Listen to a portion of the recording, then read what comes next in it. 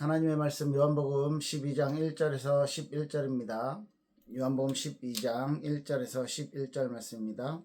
6월절 엿새 전에 예수께서 베다니에 이르시니 이곳은 예수께서 죽으신 자 가운데서 살리신 나사로가 있는 곳이라.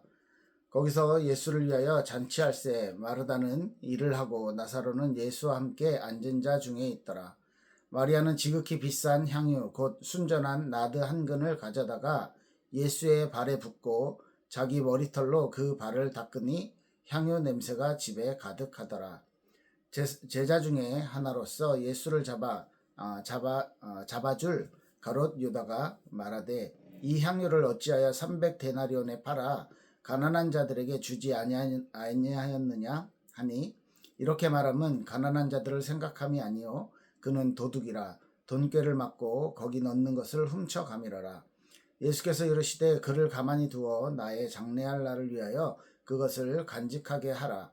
가난한 자들은 항상 너희와 함께 있거니와 나는 항상 있지 아니하니라 하시니라. 유대인의 큰 무리가 예수께서 여기 계신 줄 알고 오니 이는 예수만 보기 위함이 아니요 죽은 자 가운데서 살리신 나사로도 보려 함이러라. 대제사장들이 나사로까지 죽이려고 모의하니 나사로 때문에 많은 유대인이 가서 예수를 믿음이러라. 아멘. 네,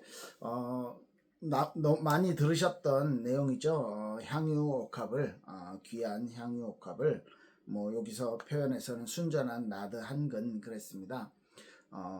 굉장히 고급 재료고요. 지금도 이렇게 향수 많이 비싸잖아요. 그때는 돈이 있을 때마다 조금씩 이 나드 이런 향유를 모아서 자기 재산을 만드는 거예요. 그래서 300데나리온 정도라고 가치를 얘기한 거 보면 지금에도 노동자 1년치 이렇게 월급 정도 되죠. 한 4천만 원, 5천만 원. 일반적인 사람들의 1년치 급료 정도가 됩니다.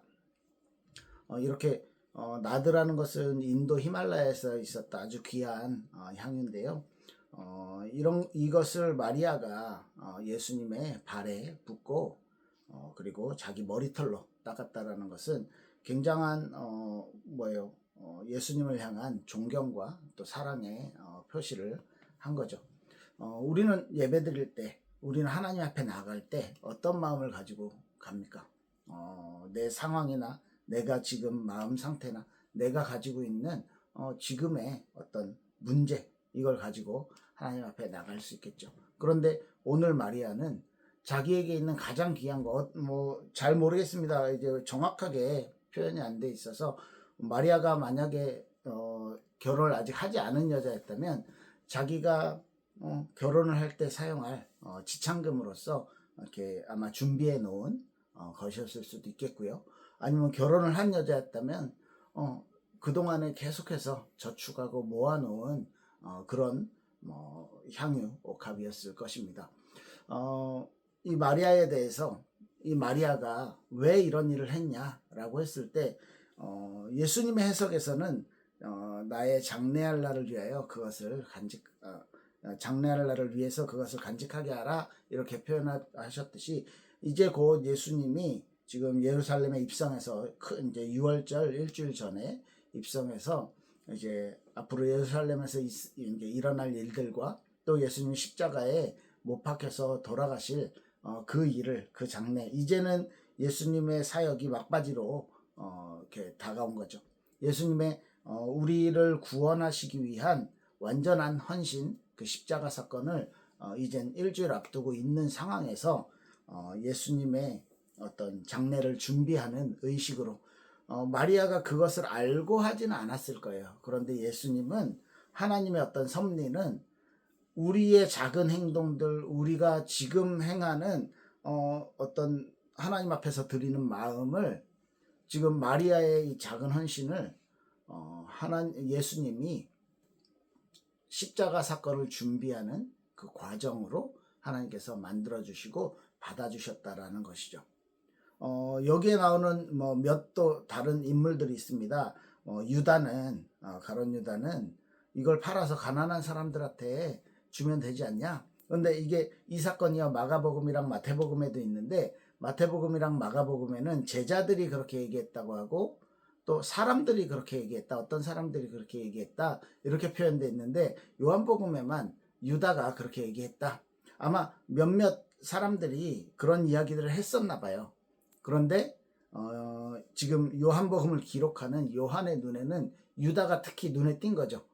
유다가 항상 그 돈깨를 맡으면서 거기서 자기 이익을 취하고 내가 하고 싶은 거, 내가 좋아하는 거, 예수님을 따라다니던 제자였지만 그 복음의 그 안에서, 복음의 어떤 울타리 안에서 벗어나서 내 욕심과 내가 좋아하는 거, 돈 사랑하는, 예수님보다 더 돈을 사랑했던 유다는 그 행위를 하는 것을 요한이 아마 눈치채고 있었던 것 같아요. 아니면 예수님을 팔고 나서 지금 뭐 이 요한복음을 기록했기 때문에 유다에 대한 어떤 감정이 굉장히 안 좋아서 이 유다 이름을 여기에 기록을 했는지도 모르겠어요. 그 여러 사람들 중에 한 명이 유다였을 수도 있고 아니면 유다 중심으로 그런 사람들이 이렇게 만들어졌을 수도 있겠지만 어쨌든 유다의 관심은 그런 금전적인 것이었죠. 가난한 사람들을 도우는 거는 명분이었고 이제 자기가 훔쳐갈 만한 돈이 더 많이 생기겠다라는 의도로 그런 말을 했다라고 요한은 기록을 하고 있습니다. 그리고 이 베다니는 우리 지난주에 살펴봤었던 지지난주에 살펴봤었던 나사로가 죽은 나사로가 다시 살아난 곳입니다. 그 지역에 다시 오셔서 지금 마태복음이나 마가복음에는 나병 환자 시몬의 집에서 같이 식사를 했다 이렇게 기록을 하고 있어요. 요한복음에서는 그 시몬의 이름은 기록되지 않았지만 나병 환자 시온과 같이 식사를 했다라는 것은 이미 나병이 나았다는 거죠. 그래서 아마 뭐 이렇게 많은 사람들이 추측하기론 예수님에 의해서 그 시몬이 나병이 고쳐지지 않았나 이렇게 이렇게 추측을 하기도 합니다. 어쨌든 그 집에 모여서 마르다는 일을 하고 나사로는 예수님 옆에 함께 앉아 있고 나사로가 함께 예수님과 앉아 있는 것 자체가 많은 사람들한테 복음의 어떤 예수님을 믿게 하는데 어떤 도구가 되는 거죠. 이제 9절, 10절, 11절 보면 나사로 때문에 예수님이 많은 유대인들이 예수님을 믿기 때문에 그게 싫어서 유대인들이 바리새인들이 나사로도 죽일까? 대제사장들이 뭐 이런 이제 모의를 하는 그런 장면까지도 나오게 됩니다. 저와 여러분들이 정말로 복음이라는 것, 하나님의 자녀라는 것이 하나님의 자녀가 되었을 때, 하나님의 큰 사랑을 받았을 때, 우리가 당연히 바뀌어진 삶, 우리의 어떤 새롭게 변화된 삶을 통해서 많은 사람들에게 이 복음의 영향력들이 전달되어질 것입니다. 우리가 나사로가 살아있는 것 자체가, 그 존재 자체가 증거가 되는 거예요. 많은 사람들이 예수님을 믿고 많은 사람들이 나사로 때문에 예수님의 이 복음에 좋은 영향을 받고 있는 것입니다. 네, 우리는 이 과정들을 오늘 본문들을 통해서 예수님의 해석과 그리고 마리아의 마음이 어떤 것인지 조금 더 살펴봐야 되겠는데요. 마리아가 어떤 의미에서는 자기가 가진 모든 재산이라고는 잘 모르겠지만 자기가 가진 것 중에 가장 큰 것을 드리지 않았나. 어떤 사람에게는 시간이 필요하고 어떤 사람에게는요 금전적인 것이 필요하겠고요. 어떤 사람에게는 건강이 필요하겠고요. 그걸 하나님 앞에 드릴 수 있겠냐라는 것이죠. 여러분 기억하십니까? 성전에서 두렙돈을 드렸던 과부의 모습을 보시고 예수님이 저 과부는 많은 사람들은 자기가 있는 것 중에 일부를 하나님께 드렸지만 저 과부는 자기가 있는 모든 것을 하나님께 드렸다라고 말씀하셨던 것. 우리가 가지고 있는 것 중에 가장 큰 것, 마리아는 그게 아마 이 향유 옥합이었을 거예요. 마리아가 받은 예수님을 사랑하는 그 마음이, 예수님께 받은 사랑이 그만큼 컸다는 거죠. 11장에서도 마리아에 대해서 예수님을 사랑했다라고, 예수님을 너무너무 사랑했던 이렇게 제자 마리아라고 표현을 하고 있고요. 그리고 실제로 죽은 나사로 오라버니가 죽었는데 예수님께서 다시 살리셨던 부분, 이런 부분들이 지금 또 시간이 지나서 다시 예수님이 베다니에 오셨을 때 그 예수님을 맞이하는 마리아의 마음입니다. 우리가 예배 가는 마음을 이런 마음으로 예배에 참석하신다면, 예배가 정말로 하나님 앞에 나와서 내가 하나님을 너무너무 사랑하기 때문에 하나님께 받은 은혜와 하나님께 받은 그 사랑이 너무너무 크기 때문에 그것을 하나님께, 그 마음을, 우리의 중심을 하나님께 드리는 거예요. 예수님의 발을 씻고, 보통요 이 발을 씻어주는 게 종이 따로 있었다고 해요. 그 집안에서 제일 신참이라거나 제일 낮은 등급의 노예라고 합니다. 그래서 손님이 오거나 주인이 돌아오면 발 씻을 물을 가지고, 이제 그 당시에는 모래, 이렇게 다 모래가 많은 지역이니까요.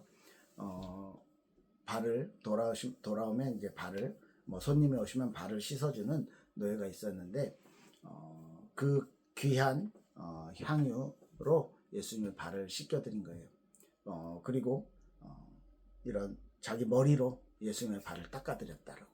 우리들의 어떤 예배가 정말로 하나님 앞에서 이런 마음으로, 그냥 단순히 겸손하다, 그냥 단순히 예수님을 사랑한다 정도가 아니라, 정말 내가 할 수 있는 모든 마음을 들여서 예수님을 존경하고 예수님을 사랑하는 마음을 표현한 것이잖아요. 그래서 마리아가 받았던 은혜가 어떤 은혜가 있을까 한번 생각해 보시는 것도, 마리아가 받은, 예수님을 통해서 받은, 예수님에게서 받은 그 많은 사랑들에 대해서 한번 생각해 보시고, 내게 임한 예수님의 사랑 또한 우리가 생각해 보고 점검해 보는 한 주 되시면 좋겠습니다. 예수님을 진짜 만나면 드릴 수 있을 거라고 생각해요.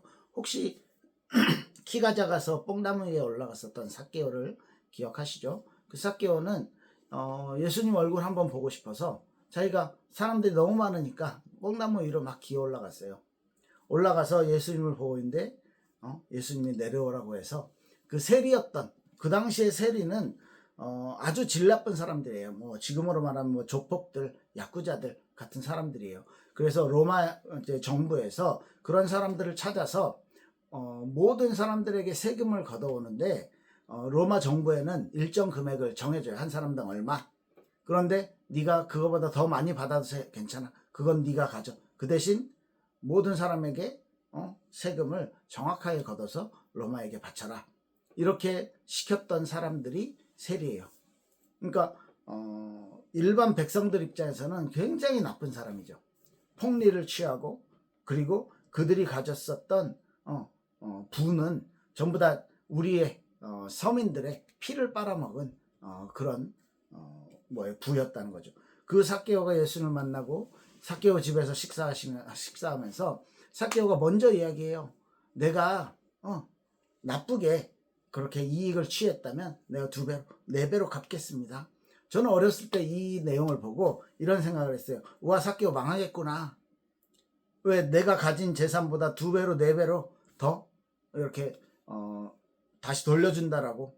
그런데 지금 생각해 보면요, 삭개오의 그 마음이 내가 가진 것보다 더 큰 가치를 발견한 거예요. 내가 지금까지 돈을 쫓아왔고, 내가 지금까지 하나님이 아니라, 내가 지금까지 유대인으로서 살지만 유대인들을 괴롭히면서 가난한 사람들을 괴롭히고 착취하면서 살았던 인생을, 예수님을 만났는데, 예수님께 인정받았는데, 예수님의 사랑을 조금 체험했는데, 내가 진짜 잘못했구나. 어떤 의미에서는요, 하나님 앞에, 이 삭개오도 유대인이잖아요. 하나님을 알고 성경을 알아요. 그런데 하나님 앞에서 내가 제일 가로막혀 있는, 하나님과의 관계를 막고 있는 담이 아마 그 죄책감, 어떤 돈에 대한 자기 욕심, 이런 거였을 건데, 이거를 완전히 내버린 거예요. 예수님을 만나고 나서. 이게 삭개오의 모습이었습니다. 저와 여러분들은 어떤 예배를 하나님께 드리고 있습니까? 우리의 예배는 그러면 앞으로 어떻게 변해가야 할까요? 억지로 앉아있습니까? 아니면요, 이 예배가 의무가 되었습니까? 아니면요, 일요일마다 드리는 습관이 되었습니까? 아니요, 마리아의 그 향유 옥합을 가지고, 향유를 가지고 예수님의 발 앞에 서서 뿌렸던, 요한복음은 발에 뿌렸다라고 얘기하는데, 마태복음과 마가복음에서는 머리에 부었다라고 얘기해요. 그래서 온 몸에, 예수님 몸에 향유 냄새가 진동을 했겠죠. 아마 며칠 갔을 거예요. 이렇게 마리아가 예수님을 사랑했던, 예수님에 대한, 예수님 앞에 뭐 지금으로 말하면 진짜 그 구원의 복음을 주신, 그 구원의 능력을 가지신 예수님 앞에 예배하는 거잖아요. 그래서 더 큰 가치를 발견하면 지금 나의 것, 지금 내가 가장 가치 있다라고 말하는 것도 하나님 앞에 드릴 수 있는 겁니다. 우리의 시간과 우리의 돈과 우리의 정성과 우리의 마음을 하나님께 드릴 수 있는 거예요. 마태복음에 있는 비유 중에 진주장사가 진짜 좋은 진주를 발견하면 내가 가진 다른 진주 몇십 개 다 팔아서 그 진주를 사지 않겠냐. 그리고 보화를 발견한 사람이 일을 하는데 밭에서 띵 소리가 나. 그래서 보니까 어디 뭐 이렇게 많은 은금 보석이 땅속에 묻혀 있는 거예요. 그 당시 법에 도망가는, 뭐 전쟁 때문에 도망가는 일이 많았기 때문에 그런 걸 발견하면 그 밭의 주인에게 소유권이 있다라는 법이 있어. 그래서 자기 있는 집에 숟가락까지 다 팔아가지고 이 밭을 사요. 저 산 위에 있고 돌도 많아가지고 쓸모없는 밭을 주인은요 더 많은 값을 받고 팔았어. 그 이후에 바로 보화를 파는 거예요. 내 소유가 되고 나서. 왜? 진짜 가치 있는 걸 발견하니까 지금 내가 가진 것들이 예수님에 대한, 하나님의 능력에 대한, 복음에 대한 가치를 발견하니까 지금 내가 가지고 있는 것이 하나님에게 드릴 수 있는, 내 걸 하나님께 드릴 수 있는 중요한 어떤 헌신의 시작이 된다는 거죠. 예수님은 이야기합니다. 나의 장래할 날을 위하여 간직하게 하라. 그리고요, 마태복음, 마가복음에는, 요한복음에는 기록이 안 되는데 복음이 전파되는 곳에 이 여자가 행한 일을 다 말해서 그를 기억하게 하라. 모든 복음 전해지는 일에 예수님의 장례를 준비한 마리아의 헌신을 기록해서 같이 얘기해줘라.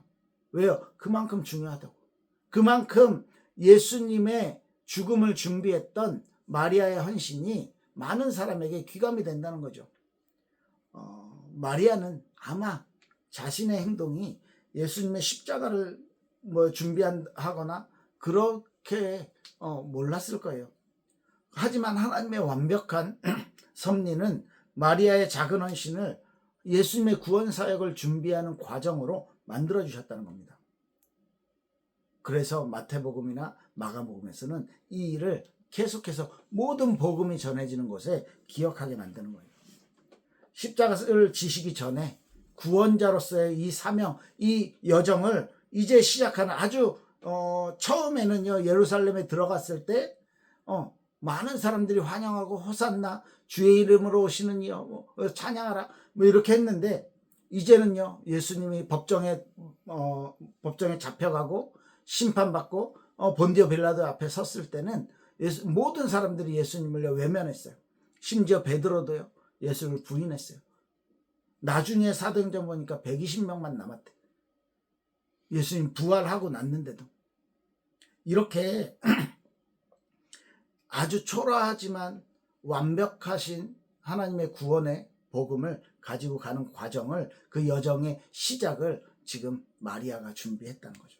저와 여러분들의 예배가 이런 예배가 되면 좋겠습니다. 그래서 예수님을 닮는 삶을 계속 이야기하고 있는데, 예수 그리스도의 사역을 우리가 받은 사랑과 그 복음을 정말 그 큰 가치를 알고 살아가는 것, 이게 저와 여러분들이 예수님을 닮는 삶이라고 생각합니다. 우리가 받은 사랑을 마리아 같은 섬김과 헌신으로 표현하는 신앙생활을 하시길 축복합니다. 기도할게요. 살아계신 하나님 감사합니다.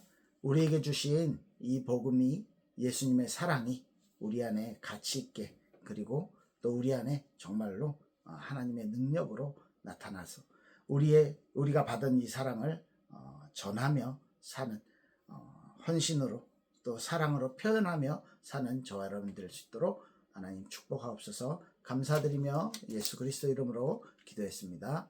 아멘. 네, 감사합니다.